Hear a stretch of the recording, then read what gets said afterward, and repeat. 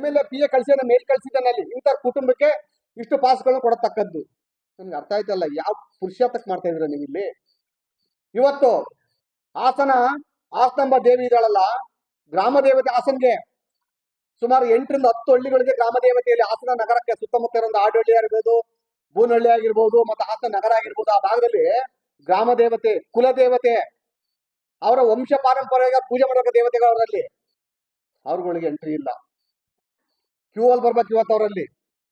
At least last ಒಂದು ದಿವಸನಾದ್ರೂ ಕೂಡ ಅಲ್ಲಿ ಆ ಭಾಗದ ID ಕಾರ್ಡ್ ತೋರಿಸಿ, ಆಧಾರ್ ಕಾರ್ಡ್ ತೋರಿಸಿ ಅವ್ರಿಗೆ ಒಂದು ದಿವಸ ನೀವು ಬಿಡಂತ ಕೆಲಸ ಮಾಡಿದ್ರೆ ನಿಮ್ಗೆ ಒಪ್ಕೊತಿದ್ರೆ ನಿಮ್ ನೈತಿಕತೆ ಇದೆ ಅಂತ ನಿಮ್ಗೆ ಅಲ್ಲಿ ನಿಮ್ಗೆ ಆ ಸ್ತಂಭ ಮೇಲೆ ಅಷ್ಟೊಂದು ಗೌರವ ಇದೆ ಅಂತ ಹೇಳಿ.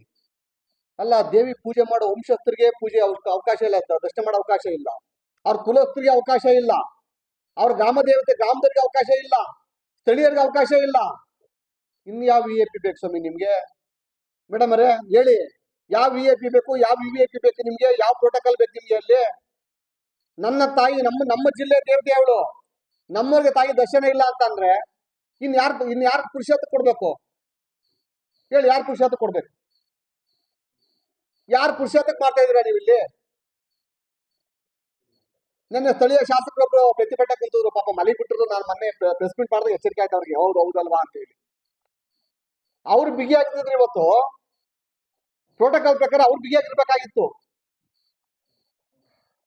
ಅವ್ರು ಬಿಗಿ ಆಗ್ಲಿಲ್ಲ.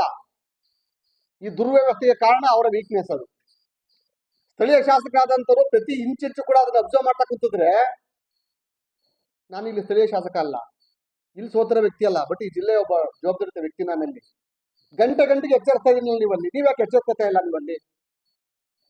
ಇದ್ರ ಬಗ್ಗೆ ಏನ್ ಸ್ಪಷ್ಟೀಕರಣ ಕೊಡ್ತೀರಾ ನೀವಲ್ಲಿ?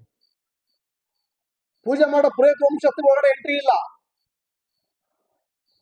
ಅವರ 2 ಮತ್ತು 3ನೇ ತಲೆಮಾರಿನವ್ರಿಗೆ ಅವಕಾಶ ಇಲ್ಲ.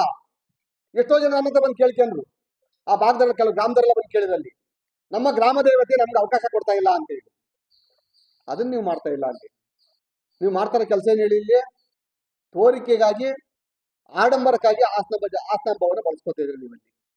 ಇಷ್ಟೆಲ್ಲ ಆಗಿದೆಯಲ್ಲ, ಅರಕಲಗಳು 2 ಕೆರೆ ಒಡೆದೋಗಿದೆ, ಹಳೆಕೋಟೆ ಹೋಬಳಿ ಒಳಗಿಂದಲ್ಲ ಕಾಮಸಂಬಳ ಮನೆ ಬಿದ್ದೋಯ್ತಲ್ಲಿ.